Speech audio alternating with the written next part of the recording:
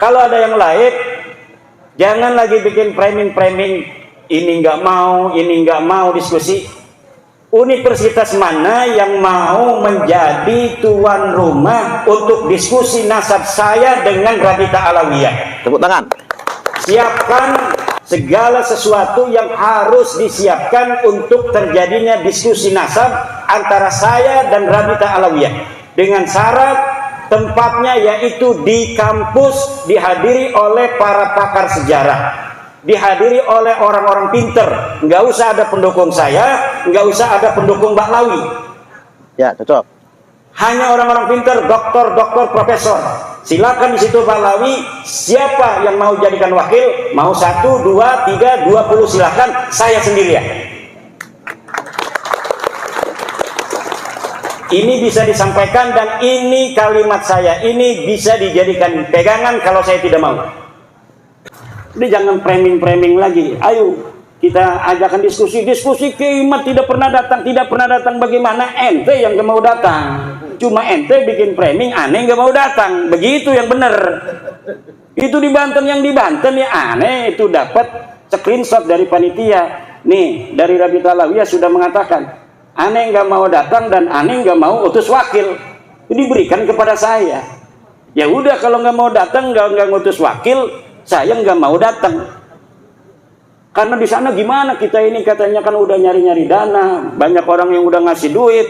Kiai kalau misalnya ini tidak terjadi kita malu, kata panitia. Ya udah kita bikin aja tuh apa namanya humor-humoran wakil-wakil kita.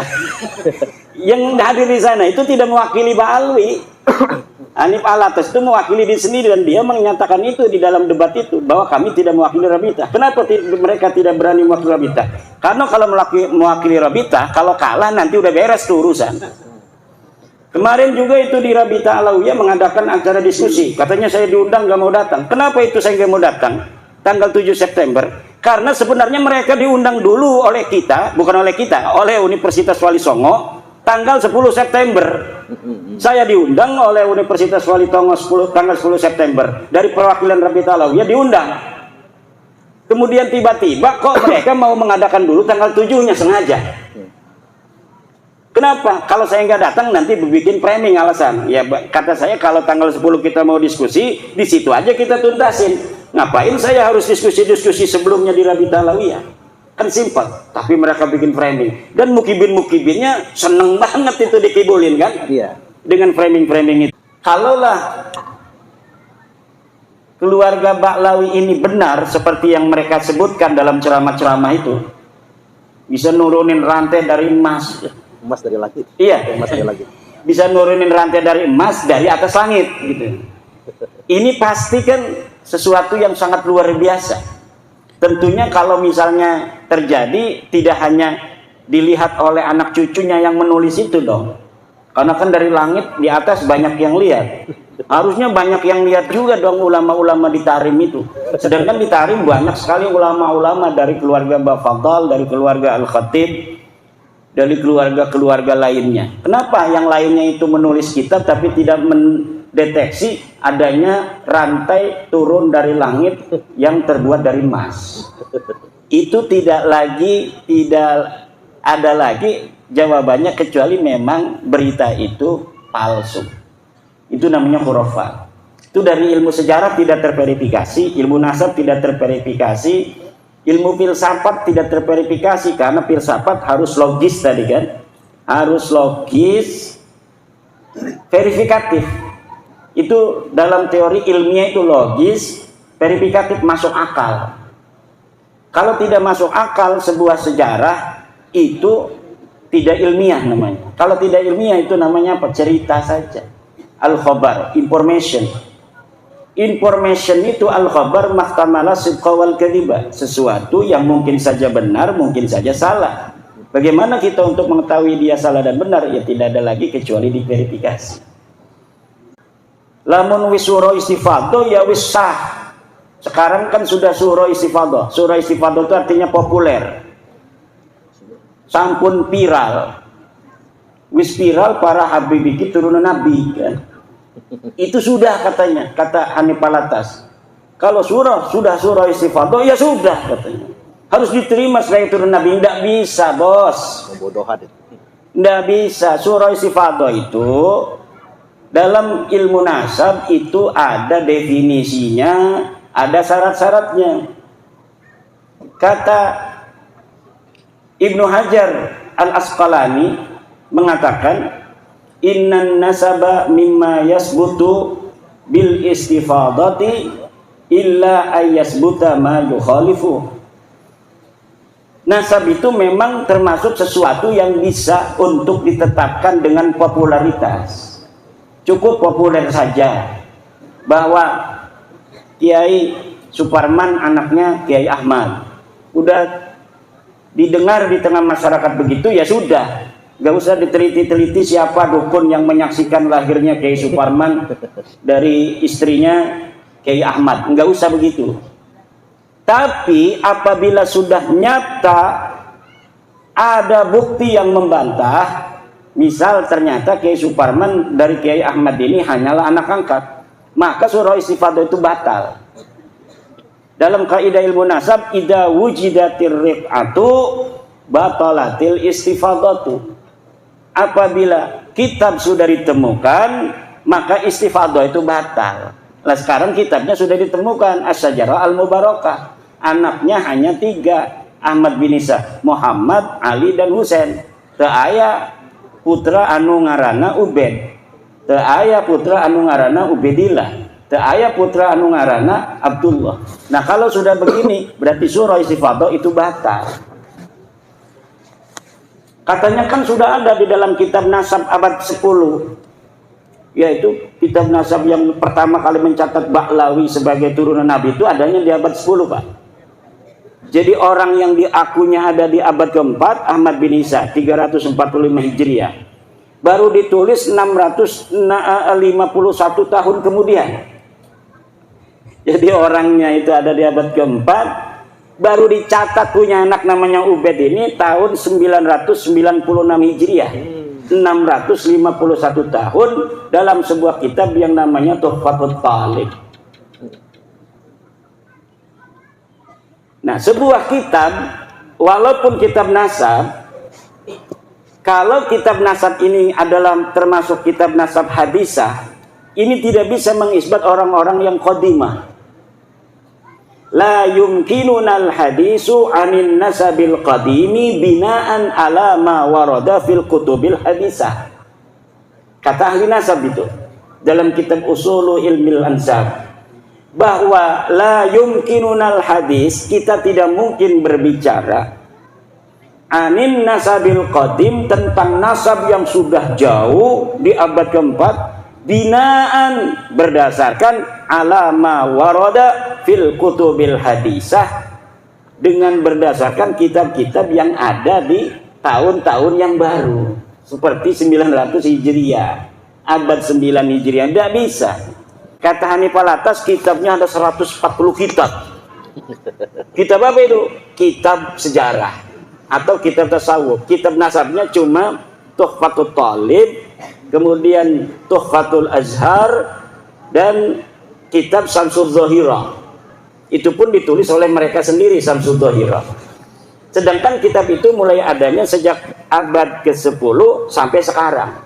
Abad 9 sampai abad di mana Ahmad bin Isa itu ada, tidak ada yang menyebutkan Ahmad bin Isa punya anak namanya Ubed. Maka ini secara ilmu nasab batilun maudu'un mardudun munqati'un.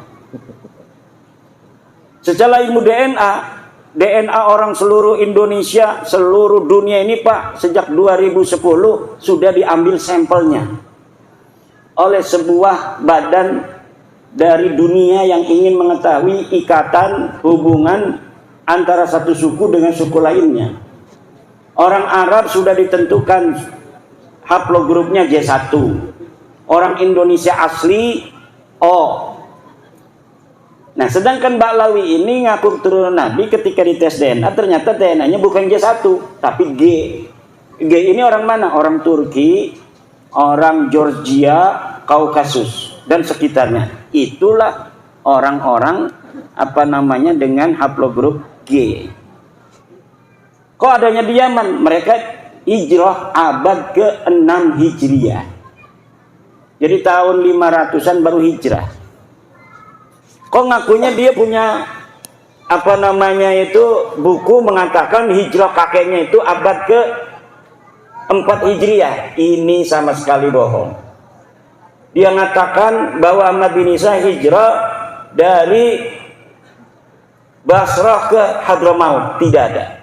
Ahmad bin Isa itu orang Madinah dan dia tetap ada di Madinah. Dia tidak pernah hijrah ke Basrah. Yang hijrah ke Basrah itu Ahmad bin Isa bin Zaid. Makamnya ada di Basrah sekarang, di Najaf. Ahmad bin Isa bin Zaid. Kalau Ahmad bin Isa bin Muhammad An-Naqib bin Ali Al-Uraidi bin Ja'far As-Sadiq, dia orang Madinah dan ada di Madinah. Di mana makamnya? Kalau misalnya Kiai Imad tidak mengatakan makamnya ada di Basrah atau makamnya ada di Hadramaut, di mana makamnya? Enggak penting mengetahui makam. Karena miliaran manusia dari zaman Nabi Adam, hanya beberapa yang sampai sekarang ini masih ada makamnya. Kakek kita aja coba urut kakek kita 5. Apakah seluruh kakek kita 5 itu makamnya masih terdeteksi atau tidak? Mungkin hanya sedikit orang yang bisa mendeteksi 5 leluhurnya makamnya masih utuh. Kecuali mungkin dia orang besar. Kecuali mungkin dia ulama besar. Makamnya dijarahin orang. Tapi apa iya 5-5-nya itu akan jadi orang besar semua? Biasanya ada aja yang nakal. Atau jadi orang biasa-biasa saja dan makamnya kemudian dilupakan. Jadi tidak penting ketika kita sudah mengetahui bahwa Ahmad bin Isa itu tidak hijrah ke Hadramaut, lalu katanya kalau makamnya itu bukan di Hadramaut, makamnya ada di mana? Sekarang ini kan makamnya dijarahin orang tuh. Jarahin katanya makam Ahmad bin Isa. Bagaimana orang yang tidak hijrah ke Hadramaut makamnya jadi Hadramaut lalu dijarah-jarahin? Nah, ini sebagai bukti arkeologis. Ini buktinya bahwa Ahmad bin Isa itu ada. Apa buktinya? Makamnya ada. Lah kita bisa bikin makam sekarang Pak. Contohnya sekarang banyak makam palsu, betul nggak? Betul. Orangnya masa lalunya tidak ada, makamnya sekarang dibikin. Makamnya dibikin bagus lagi, dikasih kubah. Di Pemalang kemarin ketahuan tuh bin Yahya dibongkar sama masyarakat Pemalang gara-gara bab nasab ini. Dulunya mereka ikut berziarah sampai nangis-nangis ziarahnya. Allah ya Allah. Sekarang dia yang bongkar sendiri. Tapi kita ingin mengatakan bahwa kalau kita umat Islam ini cinta pada Rasul dan wajib menjaga keturunan Rasulullah. Nasab-nasabnya yang orang mengaku turun Rasulullah itu harus asli. Kenapa? Ada kaitan antara pengakuan orang yang mengaku keturunan Nabi dengan masalah-masalah teologi. Kan kita ahli sunnah wal jamaah. Dalam ahli sunnah wal jamaah kita wajib mencintai ahlu bait. Ahlu bait itu tadi, la as'alukum alaihi ajra illal mawaddata fil qurbah. Siapa itu? Kata Ibnu Abbas, Rasulullah pernah mengatakan yang dimaksud al-qurbah itu pertama adalah Aliun wa Fatimatu wa waladahuma. Ali, Fatimah dan 2 anaknya. Selain ahli bait yang 5 ini termasuk baginda Nabi, keturunannya pun dalam tradisi, bukan dalam ajaran. Dalam tradisi ahli sunnah wal jamaah ini mendapatkan tempat. Kenapa saya bilang itu dalam tradisi bukan dalam ajaran? Karena tidak ada satu dalil pun yang kuat yang menyatakan kewajiban kita untuk mencintai keturunan Nabi itu tidak ada. Kalau mencintai ahli bait ini yang tadi itu Fatimah, Ali, siapa, Hasan, Husain itu ada dalilnya tadi. Pertanyaan dari Ibnu Abbas, wa man qarabatukal ladina wajabat alaina mahabbatuhum. Siapa kerabatmu ya Rasulullah yang wajib kami cintai? Kan wajib tuh. Itu dilalatan sorihatan, wajib mencintai mereka. Siapa? Dijawab oleh Nabi, Aliun wa Fatimatu wa waladahuma. Ali, Fatimah dan 2 anaknya. Kalau keturunannya tidak ada dalil yang sharih yang menyatakan bahwa kita wajib sebagai umat Islam untuk mencintai turunan Nabi, tidak ada. Tapi walaupun tidak ada, di dalam tradisi kita memiliki perhatian khusus, kecenderungan khusus untuk mencintai keturunan Nabi. Akhirnya kecenderungan mencintai keturunan Nabi ini dimanfaatkan oleh orang-orang yang mengaku keturunan Nabi. Maka bapak-bapak, ibu-ibu, sampai sekarang ini seluruh dalil-dalil saya yang saya sampaikan tentang keterputusan nasab mereka itu belum bisa dijawab, baik di dalam bahasa Arab maupun dalam bahasa Indonesia. Dalam bahasa Arab saya sudah mengarang Al-Mawahib Al-Laduniyah fi Qita'i Nasabi Ba'alawi ibn Ubaidillah. Kemudian saya juga mengarang kitab I'anatul Akhyar fi Jawab Syekh Abdullah Mukhtar. Ini ada seorang kiai, Syekh Abdullah Mukhtar, yang menjawab tesis saya dengan bahasa Arab. Kemudian saya tulis jawaban-jawabannya dalam kitab I'anatul Akhyar fi Jawab Syekh Abdullah Mukhtar. Kemudian saya juga mengarang kitab Al-Ma'arif Ar-Rabbaniyah fi Hifdhin Nutfati An-Nabawiyah. Ini adalah jawaban untuk Kiai Qurtubi dari Lebak. Dia bikin kitab namanya kitab Ihya'ul Mauta, menghidupkan orang-orang mati. Itu Fakih Muqaddamah gitu. Kemudian di dalamnya ada dalil-dalil dia. Saya jawab semua dalilnya dalam kitab Al-Ma'arif Ar-Rabbaniyah fi Hifdhin Nutfah An-Nabawiyah. Dan semua kitab saya itu, para kiai, ada di internet yang bisa di-download, kemudian bisa di-print out gratis. Siapa saja yang masih memiliki keraguan terhadap apakah Ba'alawi ini cucu Nabi atau bukan, itu bisa melihat dalil-dalil saya. Dan apabila ada yang mau membantah, dipersilahkan untuk membuat kajian yang sama dan kemudian dituangkan di dalam sebuah kitab atau sebuah buku. Baik yang berbahasa Indonesia, yang berbahasa Arab, itu kebanyakan saya langsung menanggapinya dengan tulisan. Yang membuat tulisan saya balas dengan tulisan. Ada dari Tarim, seorang Habib dari Tarim sudah mengirim sejak awal. Dia bikin kitab, kemudian saya jawab kitabnya. Ada dari Saudi Arabia, bikin kitab bantahan, sudah saya bantah. Kemudian dia tidak bantah lagi. Ada lagi dari Malaysia, bikin kitab, kemudian saya bantah, tidak bantah lagi dia. Namanya Al-Mahdali. Yang berbahasa Indonesia, Rumail Abbas. Kalau dia ini agak logis. Karena apa? Karena dia berusaha untuk mencari kitab-kitab abad ke-5, ke-6. Dia katanya mendapatkan, setelah saya teliti, ini kitab tulisannya aja abad ke-6, tetapi ternyata ditulisnya tahun 1960 Masehi. Baru 50 tahun. Jadi kitabnya saya sebut kitab palsu. Dari mana saya tahu palsunya itu? Ya, ada metodologinya kita untuk mengetahui sebuah manuskrip itu asli atau tidak. Kemudian apakah manuskrip itu betul-betul sesuai dengan yang diatribusikan namanya. Diatribusikan katanya ini adalah Abul Qasim An-Nafat, diatribusikan Sa'aduddin Al-Dhifari, diatribusikan Abil Hasan Al-Allal. Ternyata semuanya palsu. Dan saya sudah membuat, coba cari di internet manuskrip palsu Ba'alawi versi Rumail Abbas. Itu bisa di-download, bisa di-print out, bisa dipikirkan oleh bapak-bapak sendiri. Benar nggak itu Rumail yang mengatakan dia menemukan manuskrip, kemudian saya katakan palsu, dan saya sebutkan bagaimana dalil-dalil sehingga saya bisa mengatakan manuskripnya palsu. Kitabnya baru dibikin 1960-an. Itu ada, tinggal di-download.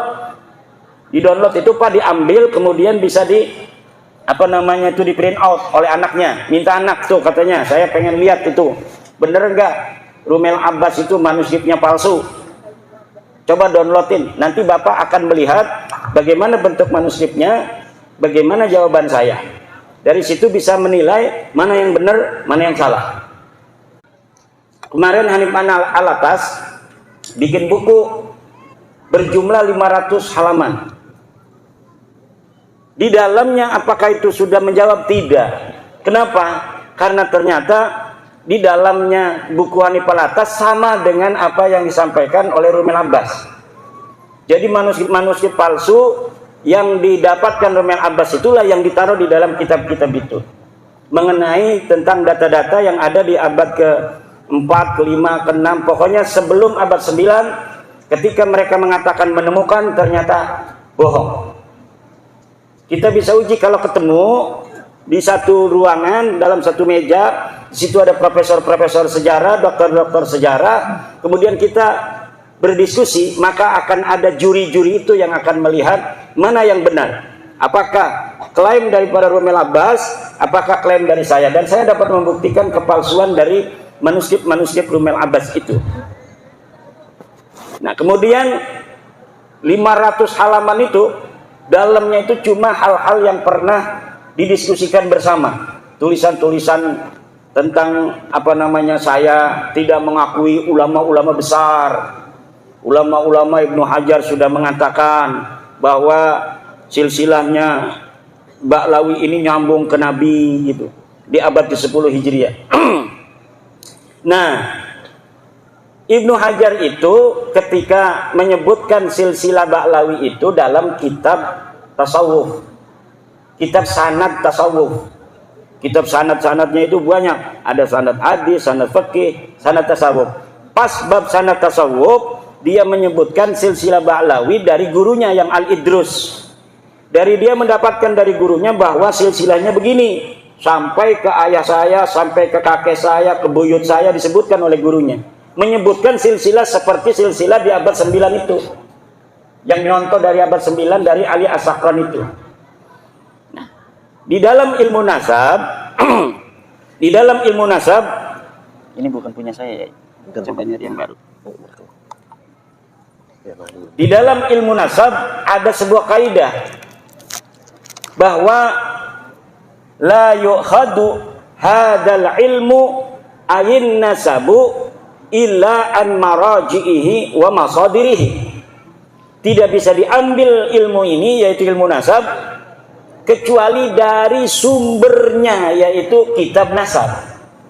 Sedangkan Ibnu Hajar itu ketika menyampaikan silsilah Ba'lawi itu bukan kitab nasab, tapi kitab tasawuf.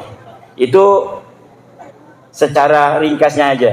Nanti kita kembangkan di dalam jawaban-jawaban pertanyaan. Terima kasih. Ini kode itu serak. Terima kasih. Dengan sendirinya di kode Yai Imad serak ya.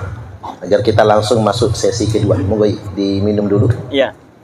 Dugannya dicobain dulu. Halo. Buat santri walaupun ngantuk, tahanin ya.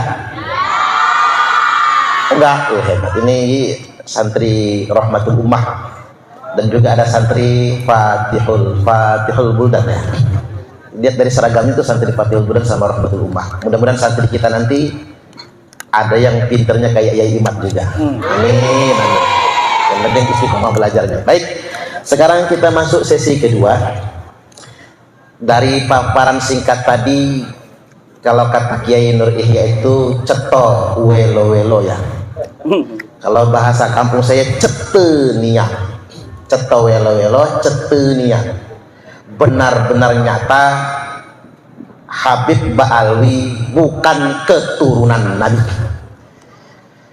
Bahkan tadi ngutip kitab Tuhfatul Thalib yang menyebutkan terakhir itu terbaru tahun 96 Hijriah. Berarti kalau dihitung dari tahun wafatnya Sayyid Ahmad bin Sayyid Isa, berarti ada 651 tahun. Iya. Jeda pengakuan tersebut. Maka bisa dipastikan Ba'lawi bukan keturunan Nabi. Tepuk tangan dulu. Nasab Ba'lawi ini tidak tersambung, dan saya sering ditanya apakah bertanggung jawab nanti di akhirat. Saya katakan berulang-ulang, saya bertanggung jawab di akhirat bahwa Ba'lawi ini bukan turun Nabi secara ilmiah. Kalau misalnya kita mengikuti sesuatu yang tanpa ilmu, itu yang harus bertanggung jawab itu nanti di hadapan Allah. Wala taqfu ma laysa laka bi ilmun. Jangan kau ikuti sesuatu yang tidak ada dalilnya. Nah, ini dalilnya banyak sekali. Itu kitab saya itu sampai berapa itu yang menerangkan tentang Balawi putus. Ada kiai yang gak mau baca kitab saya katanya. Kalau baca berarti udah tahu. Nanti kalau udah tahu katanya kita harus mengakui bahwa Balawi bukan cucu Nabi gitu. Ada yang begitu. Makanya dia nggak mau baca katanya kitab saya itu. Kalau yang tidak bisa baca kitab bahasa Arab, baca bahasa Indonesianya. Banyak bahasa Indonesianya. Saya mengarang pertama menangkal kesahihan nasab Habib di Indonesia. Kemudian terputusnya nasab Habib di Indonesia kepada Nabi besar Muhammad SAW. Kemudian saya juga menulis tentang buku membongkar skandal ilmiah nasab dan sejarah Ba'lawi. Saya juga menulis buku kronik perjalanan ilmiah Imaduddin Usman. Terakhir nanti saya akan mencetak buku jawaban terhadap buku 500 halaman Hanif Alatas. Ini mungkin dalam beberapa waktu lagi akan segera terbit. Subhanallah. Itu sudah hampir 700 halaman. Subhanallah. Cuma kemudian terganggu oleh Kiai Suparman ini yang undang-undang begini yang Kiai Ageng. Saya udah 2 bulan tidak kemana-mana. Saya gunakan untuk menulis itu.